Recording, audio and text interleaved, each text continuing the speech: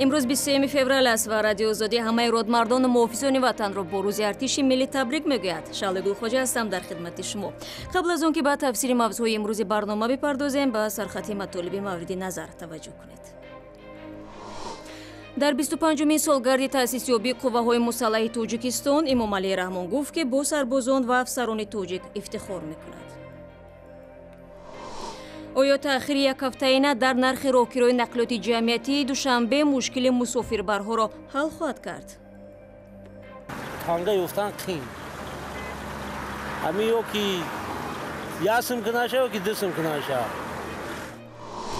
رهایی از بحران اجتماعی و روانی یک مرکز مخصوص در ناحیه رشت به صدها زن این منطقه برای کسب آموزی و حمایت از حقوقشان کمک میکند. 3 ماه کورس تیار کردیم. ما هم زنای بیکارچی خانشین یاد گرفتیم. دختران در اینجا حسابی من و جوان دختران زنانی مرکزی ناحیه رشت. صبح امروز امامعلی رحمان پرزیدنت تاجیکستان در جلسه بخشیده به 25مین سالگرد تأسیس نیروهای مسلح کشور در کوخ بربط شرکت و سخنرانی کرد. او در برابر تاکید به آماده باشی جنگی نیروهای مسلح از نیرو و شجاعت سربازان و افسران تاجیک افتخار نمود. به این جلسه با تنتنه که با هنرنمایی آوازخوانان به پایان رسید، روزنامه‌نگاران رسانه‌های مستقل را راه ندادند. برخی از اشتراکچیان در پایان نشست با خبرنگاران رادیوی آزادی صحبت کردند. امروز در برابر همه کارو غمخواری نسبت حیات شخصی که من در یک مدت 2 روز پیش قریب 100 نفر خدمتچیان حربی و ساختار قدرتی صاحب خانه شدند. دیدیم که زیرکی سیاسی، صداقت به خلق وطن و ملت به همه برای ما سبق شد. و بار دیگر من خیلی گفتم در پیش معرکه بسیار مهمه شورابینه که بین من دولت‌های همسایه میشوند بار شدور کرد که هر یک تیمور پیش از ما باید افتخار کنیم از ملت خودمون، حرکت کنیم در راسته بین‌المللی ملت خودمون رو آبروش با بالاتر ببریم. در طول 25 سال توسط جانبازی‌های راهبریت دولت و حکومت، توسط خدمت صافدلانه و صداقتمندانه فرزندان وفادار وطن، ارتش ملی ما به یکی از ارتش‌های قابل حرب، ارتش‌هایی که تجربه جنگی دارند و دارد و می‌تواند هر یک سپارش در پیش گذاشته شده را اجرا کند تبدیل یافته است. شمار نیروهای مسلح تاجیکستان و همین طور امور مربوط به تعداد آنهایی که به خدمت نظامی جلب میشوند مخفی به حساب می رود، ولی گفته می شود هر سال تا 16,000 نفر به صف ارتش ملی، نیروهای داخلی و نیروهای مرزبانی دعوت می کردند. تا به هنوز وجود بدرفتاری در صف نیروهای مسلح و آزار سربازان یکی از عامل‌های پرهیز جوانان از خدمت ارزیابی می شود. بنا به تحلیل سازمان دفتر آزادی‌های شهروندی، در دوام 3 سال اخیر 13 حالت جنایی ثبت گردیده است که با اشتراک افسران و فرماندهان رخ داده در 9 حالت با مرگ سربازان انجامید. رو می‌آوریم به موضوعهای دیگر. آژانس خدمت دولتی نزد پرزیدنت تاجیکستان شوکر خولداروف مسئول بخش دین و تنظیم رسم و آیین‌ها در ناحیه رودکی را بر اساس کدکس آداب خدمت دولتی مجازات کرد. این آژانس به حکومت ناحیه رودکی پیشنهاد نموده است تا او را از مقامش سبکدوش کنند. یک منبع از آژانس خدمت دولتی روز 23 فوریه به رادیو آزادی گفت که خولداروف کدکس آداب خدمتچی دولتی را دغلانه ویران نمود. نواری شوکر خولداروف ماه اکتبر به شبکه‌های اجتماعی را یافت که نمازگزاران یکی از مسجد را حقارت می‌داد. او ادعا داشت که این مسجد غیر قانونی است و ساکنان با وجود من بودن در آن نماز می‌گذارند.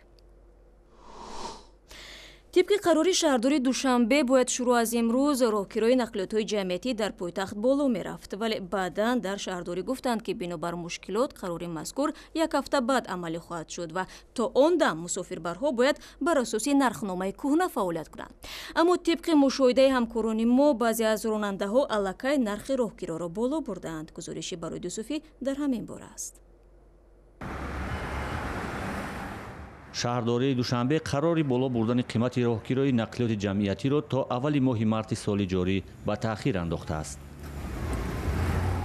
تا برطرف کردن کمبودی جای داشته واسطه نقلیات مسافربر در شبکه خسارهای مسافرکشان شهر دوشنبه با تعریف‌های کهنه عمل باید نمایند. бар асоси қарори раиси шаҳри душанбе аз 19 феврали соли ҷорӣ қимати роҳгиро барои троллейбус 1 сомонӣ, автобусҳо 1 сомониву 20 дирам, микроавтобусҳо 1 сомониву 60 дирам муқаррар шудааст.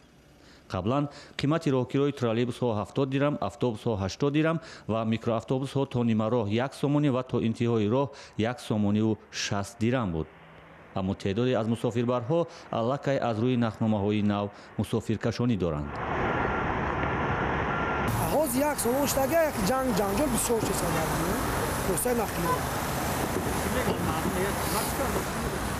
Қимат чӣ дагия мегофт. Мегӯям мо ай пеш худона каде ҷа фармона қонуна мо мувофиқ қонун ман мекунем, кор мекунем.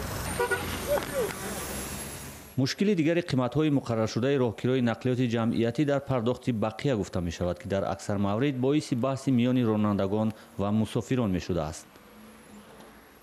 постоянно танга гирифтан накарда зда чи додан дар тура танга наметонем ёфта. ҳамин чанд ҷо мегардем дина банк рафтем банк мега неста. ҳавай қин айда танга ёфтан қин. ҳамин ё ки ясм кунаша ё ки дусм кунаша. ҳамин солярка тузшори қимат.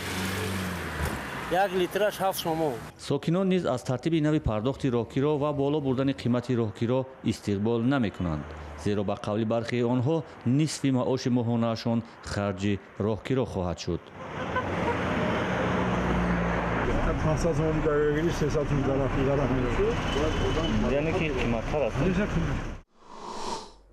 шумо барномаи хабарии радиои озодиро тамошо доред. фаъолияти маркази пуштибонии занҳо дар ноҳияи Рашт ки соли пеш таъсис ёфта буд ба садҳо бонувони ин минтақаи дурдасти кӯҳистонӣ касб омӯхт та онҳо битавонанд аз ҳуқуқҳои худ ҳимоят кунанд.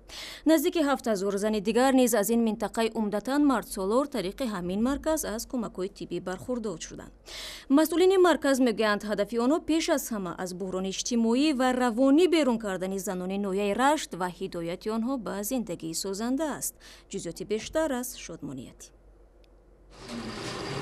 марворид саидова мехост табиб шавад, вале баъди хатми мактаби миёна мисли аксар духтарони водии Рашт хонашин шуд. боз шудани маркази омӯзиши курсҳои кӯтоҳмуддати дузандагӣ боис шуд ки барои худ манбаи даромад пайдо кунад. ҳоло бо наздик шудани баҳор барои духтани либосҳои наврӯзӣ фармоиши зиёде гирифтааст. یاد گرفتیم دوختیم و 3 ماه کورس تیار کردیم. ما هم زنای بیکارچی خانشین یاد گرفتیم دختران دیجا حسابی مرد و جوان دختران زنانی مرکزی ناحیه Рашт با دخترایی هستن که در خونه دوزندگی جایست و اقتصادیان.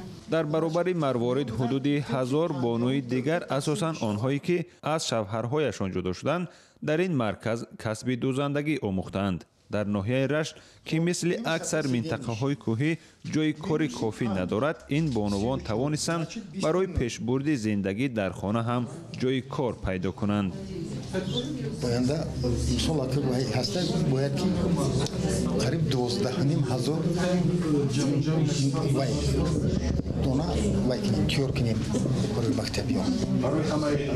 ناحیه 12,500 خب 8,000 همین شهرک تیار کردن شد. همین کارخونه که این دخترها وزیر وای میکنن کار میکنن.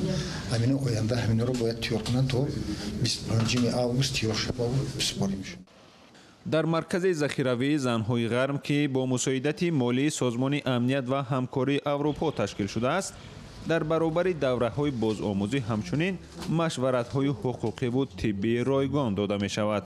ба гуфтаи роҳбари ин марказ, бонувони ноҳия асосан дар пайи муноқишаҳои оилавӣ ва ситонидани алимин пулӣ ба онҳо муроҷиат мекунанд. вале ҳолатҳое низ будааст ки дар пайи шикояти навхонадорон ё хешовандонашон мутахассисон тавонистанд аз ҳам ҷудошавии 50 ҷуфти оилаҳои ҷавонро ҷилавгирӣ кунанд. ба психолог ҳамин сол фақат ҳамин соли 2017 149 нафар همگی مراجعت کردگی هستند که 25 نفر اینو گرفتاری خشونت اویلوی هستند. بسیار همین چی میگن اویلا ویرانشوی اویدی همین یک گپی نوچیز یک نفهمگی نوچیز میشه و همین بین همون اویلا نفهمگی میشه و اویلا قریب که جدا میشه و ما همین خیلی کمانده شده رفته به اونها میفهمیم. با گفته رهبر مرکز ذخیروی زنهای غرم، در پی فعالیت این مرکز زنان و دختران جوان منطقه به تحصیل علاقمند گردیدند و به دانشگاه‌های کشور رو آوردند. از جمله 8 نفر از ختم کرده های این مرکز به دانشگاه‌های کشور داخل شدند، در حالی که گفته می شود سالهای پیش دختران پس از ختم صنف نهم تحصیل را ترک می‌کردند و خانه‌نشین می‌شدند و یا زود به شوهر می‌برآمدند. شادمان یتیم، اسکندر فیروز، رشت آزادی. барномаи хабариро идома медиҳем. Муниса Ризоева, як овозхони маъшҳури ӯзбек, ба силсилаи консертҳояш дар Русия муҳоҷирон ва чеҳраҳои шинохтаи кишварашро даъват кард. Вале дар шабакаҳои иҷтимоӣ эълони барномаи ҳунарӣ баҳси гармеро ба вуҷуд овард, зеро ин овозхон блогери дуҷинса ва ё худ трансгендери ӯзбек Жасминро низ ба тамошои консерташ даъват карда буд. ҳамкорони мо аз бахши ӯзбекии Радиои Озодӣ ҷараёни ин моҷароро пайгирӣ карданд.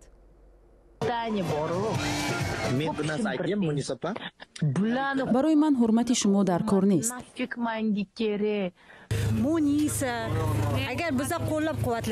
агар мо чун мухлис мунисаро дастгирӣ кунем шӯҳрати ӯ бештар мешавад, агар дастгирӣ накунем карьераи ӯ поён меёбад. агар барои ман аз ман рӯй гардондан бошад, вай мухлис не, вай душман аст. ман ӯро ҳамчун душман қабул мекунам. консертҳои Муниса Ризоева, овозхони узбак дар Амрико ва шаҳрҳои Санкт-Петербургу Москвави Русия аз ҷониби мухлисонаш хеле хуб қабул шуд. барои тамошои барномаи ҳунарии ӯ садҳо муҳоҷир омад. дар байни онҳо Шоҳҷаҳон Эргашев, як мушзани маъруфе ки ҳеҷ гоҳ мағлуб нашудааст, ва блогери дуҷинса Жасмин низ буданд. як суҳбати мустақими интернетии Жасмин бо Муниса қабл аз консерт дар шабакаҳои иҷтимоӣ баҳсҳои зиёдеро барпо кард. Келин, бокира болайли? Бокира аёллар болайли? Келин.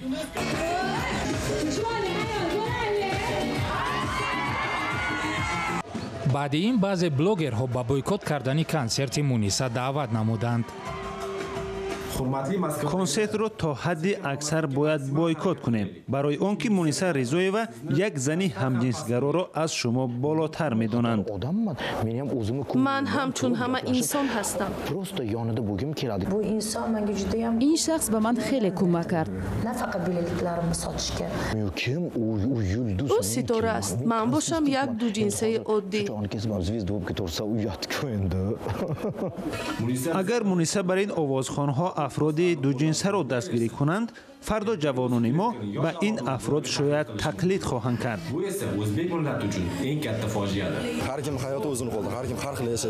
ҳаёти ҳар кас дар дасти худаш аст. ҳар кас метавонад аз рӯи хости худ зиндагӣ кунад.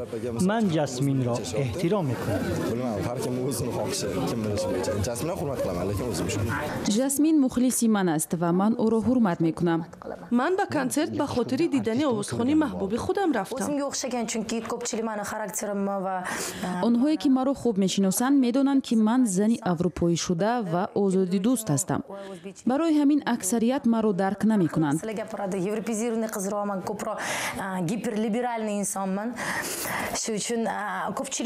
дар ин ҷо ягон маҳдудият нест ку. барои мо суҳбат кардан гуноҳ бошад, пас дар ин дунё чӣ хел зиндагӣ кунем? ман интизор набудам ки баҳс то ба ин ҷо мекашад. жасмини дуҷинса солҳои ахир дар шабакаҳои иҷтимоӣ ҳазорҳо тарафдор пайдо кардааст. баъди он ки суҳбати ман дар Радиои Озодӣ пахш шуд, аксарият аз кунҷкобӣ бо ман дар Инстаграм дӯст шуданд. ҳамаи 35 000 аъзои саҳифаи ман дар Инстаграм бо ман муносибати хуб доранд. дар ҷомеаи суннатии Осиёи Марказӣ зиндагии ҳамҷинсгароҳо аз қабили масоили ҳассос аст. ин гурӯҳ одамон мавриди шиканҷаву масхара ва истеҳзо қарор мегиранд ва бисёр ҳолатҳое шудааст ки ҷиноят нисбати ақалиятҳои ҷинсӣ дар интернет нашр мешавад. این چند مطالب مهمی بود که تو این لحظه در اختیار داشتیم. خبرگزارش بیشتر در سامانه azadi.org، صفحه ویژه ما در شبکه‌های اجتماعی و آزادی ویدیو یوتیوب قابل دریافت است. تشکر که ما را همراهی میکنید. استراحت خوب داشته باشید و تا ملاقات نو در هفته دیگر.